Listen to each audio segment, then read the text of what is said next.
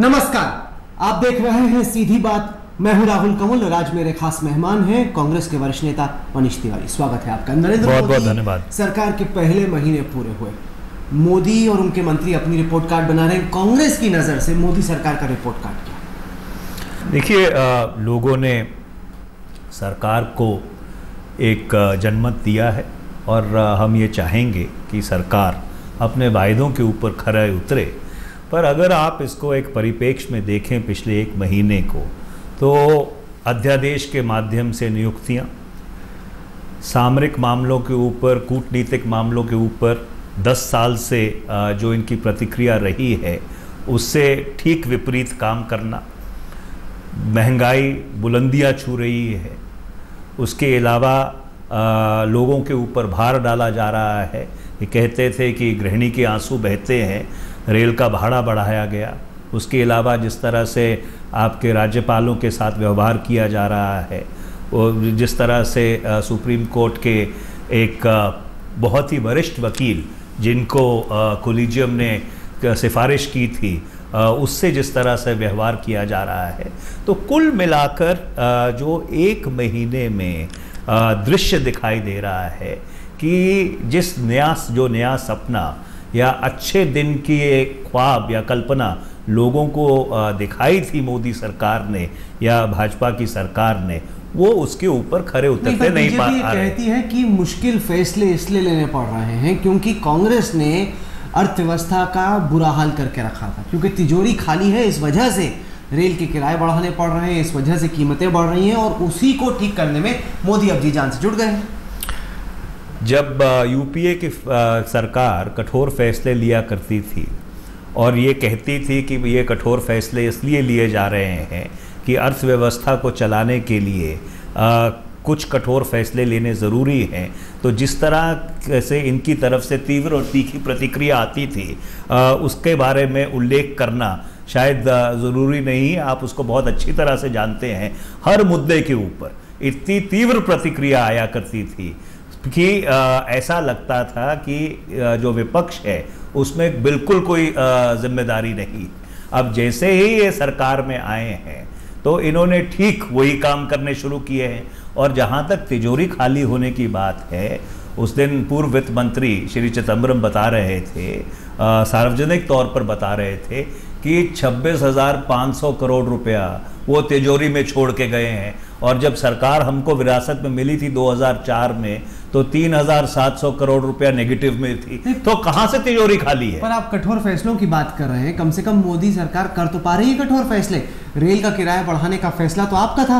मल्लिकार्जुन खड़गे ने अपने रेलवे बजट में रेवेन्यूज तो बढ़ा के दिखा दिए, क्योंकि उन्होंने फैक्टरिंग कर दिया कि रेल का किराया बढ़ाया जाएगा, लेकिन हिम्मत ही नहीं हुई। तो कहीं ना कहीं धोखा और पाखंड कर रहे थे आप जनता के साथ, क्योंकि आपने कैलकुलेट किया कि रेल का किराया बढ़ेगा, लेकिन हिम्मत नहीं हुई बढ़ाने की। देखिए, ये सरासर गलत है और वो इसलिए गलत है कि कोई निर्णय तब माना जाता है जब वो क्रियान्वित हो। अब अगर आपने अपनी बैलेंस शीट में डाला था, अगर भाजपा की सरकार में या एनडीए की सरकार में ये हिम्मत है कि हम फैसले ले रहे हैं, तो फिर ये भी हिम्मत होनी चाहिए कि आप उन फैसलों की जिम्मेवारी लें। नहीं, तो आप ये नहीं कह सकते कि फैसला हम लेंगे और उसकी जिम्मेवारी यूपीए की सरकार की थी। ये जो आपकी कथनी और करनी में फर्क है कि चित भी आपकी और पट भी आपकी, ये नहीं चलने वाली। या तो आप और इसके विपरीत आप एक बात देखिए कि आप जनता से तो ये वायदे करते आए, जब चुनाव हो रहा था प्रचार के दौरान, कि हम महंगाई कम कर देंगे, हम आम आदमी के ऊपर बोझ कम कर देंगे। यूपीए ने गृहिणी के आंसू बहा दिए और जो सारे काम आपने किए पिछले 30 दिन में, उसका सिर्फ एक विपर्याय निकलता है कि आपने जनता को वोट लेने के लिए झूठे वायदे किए, गलत वायदे किए और उसके विपरीत आपने अपना कार्यक्रम शुरू कर दिया। पर दो चीजें, एक तो ये कि कम से कम अब लगता है कि प्रधानमंत्री हैं। पहले तो प्रधानमंत्री हैं कि नहीं है यही नहीं मालूम चलता था, हमेशा खामोश रहते थे। कभी भी लगा ही नहीं कि कुर्सी में कोई प्रधानमंत्री जैसा आदमी बैठा है, हमेशा वो रिमोट कंट्रोल से ही सरकार चली। पहली बात तो ये। अब जनता को लगता है कि नहीं, एक आदमी है, सुबह से लेकर रात तक काम कर रहा है, सैटरडे संडे देखता नहीं है, लगातार 24 घंटे काम कर रहा है। और जो भी हो, कांग्रेस ने जो देश का हाल किया उसको बेहतर करने के काम में अब जुट गया है। देखिए, ऐसा है कि ये भी जो तथ्य है ये भी बिल्कुल ही बेबुनियाद और गलत है। पहली बात, कोई सरकार रिमोट कंट्रोल से नहीं चलती थी, और दूसरी बात कि ऐसा कभी नहीं था कि कोई प्रधानमंत्री कुर्सी में नहीं है। अगर ये उसी प्रधानमंत्री की आप बात कर रहे हैं जिसने भारत की 34 साल की जो परमाणु रंग भेद नीति थी उसको तोड़ा और भारत को एक जो अब उसका असल स्थान है दुनिया में, उस असल स्थान पर बिठाया। तो अगर एक प्रधानमंत्री जिसमें क्षमता नहीं थी या जिसको कमज़ोर माना जाता था, वो प्रधानमंत्री एक ऐसा बड़ा काम जो 34 वर्ष से एक पूरी अंतर्राष्ट्रीय अर्थव्यवस्था बनी थी उसको तोड़ने का काम कर सकता है, तो उसको क्या आप कमजोर प्रधानमंत्री कह सकते हैं? 10 साल में मैं आपको 20 उदाहरण मैं आपको 20 उदाहरण और प्रधानमंत्री ने जो करना था वो किया नहीं। बहरहाल मैं आपको 20 प्रधानमंत्री के ट्रैक रिकॉर्ड पर आपका वोट पड़ चुका है, आप 44 पे आके सिमट गए। ऐसा है कि यह आपकी बात सही है कि हम चुनाव हारे हैं, पर इसका ये मतलब नहीं है कि पिछले 10 वर्ष में यूपीए ने इस देश में कोई काम नहीं किया है। आप चाहे ग्रामीण सड़कें ले लीजिए, आप चाहे बिजली का उत्पादन ले लीजिए, आप चाहे रिफाइनिंग कैपेसिटी ले लीजिए, आप हर क्षेत्र में यूपीए ने पिछले 10 वर्ष में इस देश की अर्थव्यवस्था को सुदृढ़ किया है। तो इसलिए ठीक है, जनता का फैसला हमारे खिलाफ आया है, हम उसको स्वीकार करते हैं, विनम्रता से स्वीकार करते हैं। हम ये चाहते हैं कि अगर इस सरकार को लोगों ने जनमत दिया है तो वो अपने वायदों पर खरे उतरे। पर जिस तरह से इनका चाल चलन और चरित्र रहा है पिछले 30 दिन में, जो जो वायदा इन्होंने किया था उसके विपरीत क्यों काम हो रहा है? पहले क्यों नहीं कहा कि हमको कठोर फैसले करने पड़ेंगे? चुनाव प्रचार में ये क्यों नहीं कहा कि हमको रेल का भाड़ा बढ़ाना पड़ेगा? ये लोगों को ये क्यों नहीं बताया कि आपके महंगाई नियंत्रण में लाने के लिए हमको समय लगेगा? अगर महंगाई नियंत्रण में आई, वहां तो आपने ख्याली पुलाव बना दिए कि जैसे आप आएंगे और छू मंत्र से सब कुछ बदल जाएगा। पर आज लोगों की आशाओं और आकांक्षाओं पर पानी फिरना शुरू हो गया है और निराशा इस सरकार के साथ बढ़नी शुरू हो गई। देखिए दिल्ली विश्वविद्यालय में किस तरह की अराजकता है। अगर कोई सरकार संवेदनशील होती, राहुल कमल जी आप भी वहीं पढ़े हैं, शायद मैं भी वहीं पढ़ा हूं कि तो आप ही की सरकार था। ठीक, जोर जबरदस्ती करके आपने फोयर का प्लान ला दिया बगैर पूरी तरीके से उसको सोचे हुए। अब बीजेपी कह रही है आप छात्रों से चलिए मेरे साथ डीयू पूछिए, छात्रों से जो पढ़े हैं 56,000 वो छात्र जो कि वो पहले साल में पढ़े, उनसे पूछ लीजिए कि क्या उनको लगा कि साल फायदे का रहा कि नुकसान का या व्यर्थ था। सुन लीजिए वो क्या कहते हैं। ये भी बात बिल्कुल गलत है कि यूपीए की सरकार ने कोई फैसला थोपा था दिल्ली विश्वविद्यालय पर। दिल्ली विश्वविद्यालय की जो स्वायत्तता थी उसको इस सरकार ने बरकरार रखा। फैसला दिल्ली विश्वविद्यालय का था, यहां पर फैसला थोपा जा रहा है और यहां पर भी सरकार फैसला लेने, अब जिम्मेदारी लेने को तैयार नहीं है।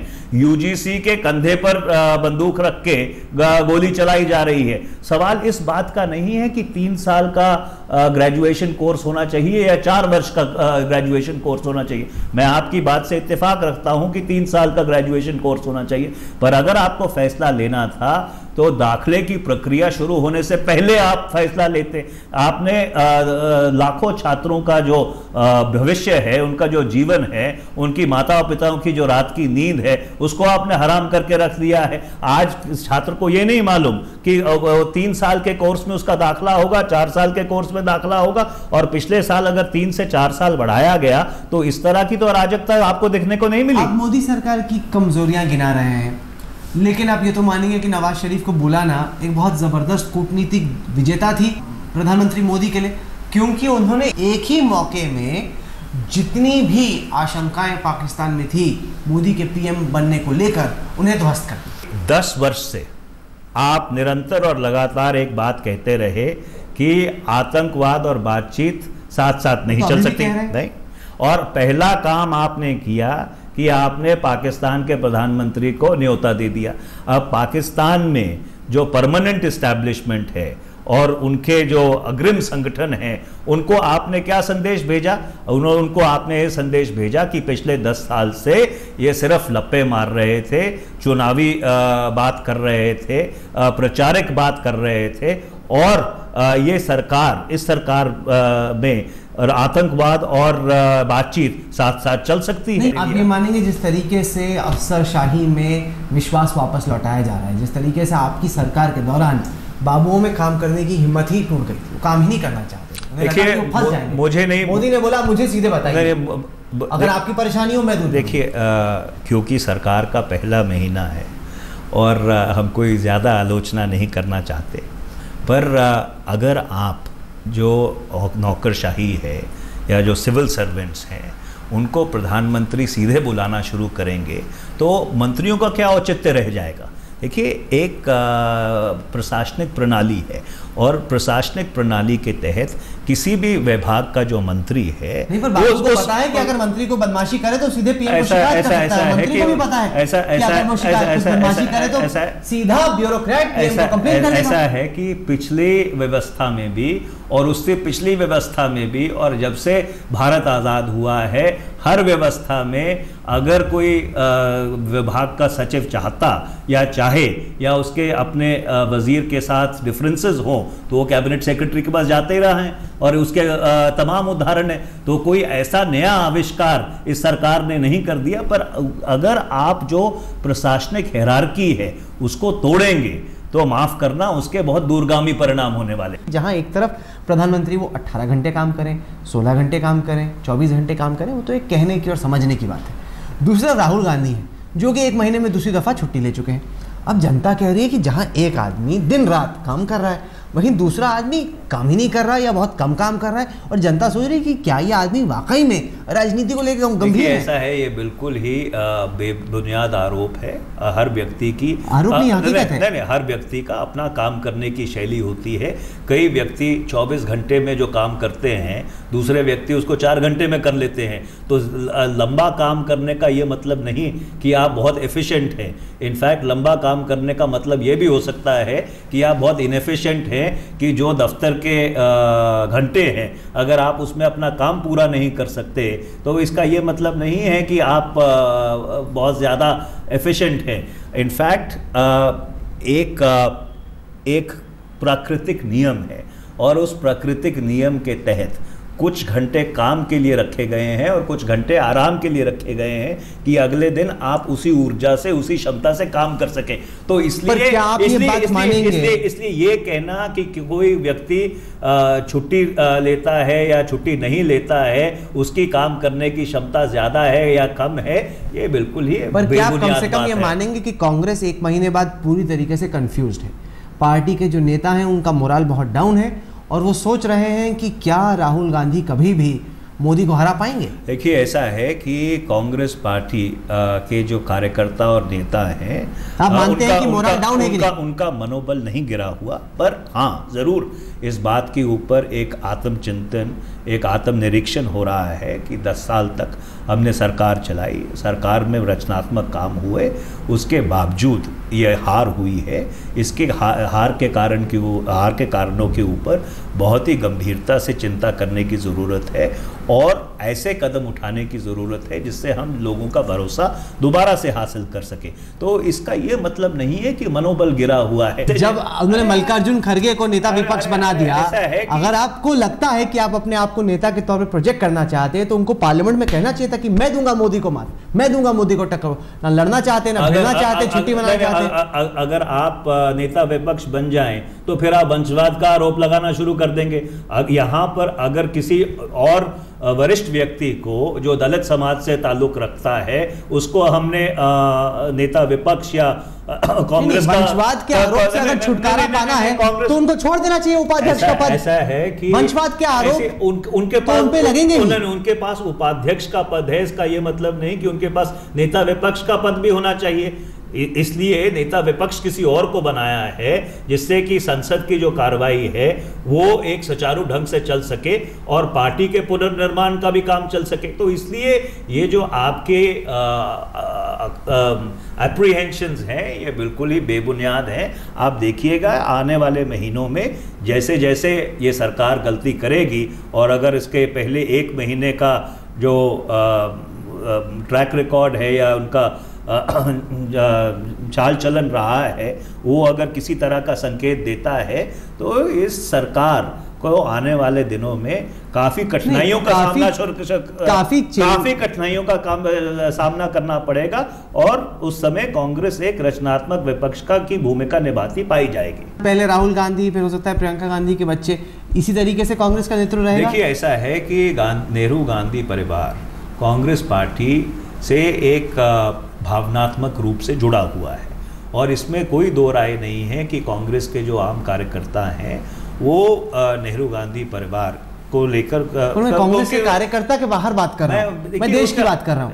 क्या आपको नहीं लगता कि भारत इस ऐसे मोड़ पर आ गया है जब केवल एक सरनेम, केवल एक टाइटल ही देश चलाने के लिए काफी नहीं? देखिए, क्या आप ये बात मानने को तैयार हैं? मैं आपकी बात बिल्कुल मानने के लिए तैयार हूं, पर टाइटल के साथ साथ बहुत ठोस काम भी रहा है और 1999 से लेकर 2004 तक अगर श्रीमती सोनिया गांधी ने जिस तरह से कांग्रेस का नेतृत्व किया था और जो सांप्रदायिक शक्तियां थी उनका विरोध किया था, इसीलिए 2004 में कांग्रेस पार्टी यूपीए बना पाई और हमारी सरकार बनी, तो सिर्फ केवल सरनेम की वजह से नहीं था। और सरकार बनाने के बाद उन्होंने प्रधानमंत्री का पद त्यागा और त्याग कर 10 साल तक उस पर खड़ी रही। तो इसलिए ये कहना कि सिर्फ कांग्रेस वंशवाद में विश्वास रखती है या सिर्फ कांग्रेस एक परिवार में विश्वास रखती है, वो परिवार आपके कांग्रेस पार्टी और इस देश का जो अभिप्राय है उसमें विश्वास रखता है और इसीलिए ये 10 साल तक डॉक्टर मनमोहन सिंह प्रधानमंत्री रहे। चलिए, 5 साल की सरकार रहती है कि 10 साल की या उससे पहले ही खत्म हो जाती है, वो तो वक्त बताएगा। लेकिन मनीष तिवारी, आपने हमें वक्त दिया, इसके लिए बहुत बहुत शुक्रिया। बहुत बहुत धन्यवाद राहुल जी। तो ये थी मनीष तिवारी से आज की सीधी बात। ये कार्यक्रम आपको कैसा लगा? आप अपनी राय हमें ईमेल के जरिए भेज सकते हैं। हमारा ईमेल का पता है sb@aajtak.com।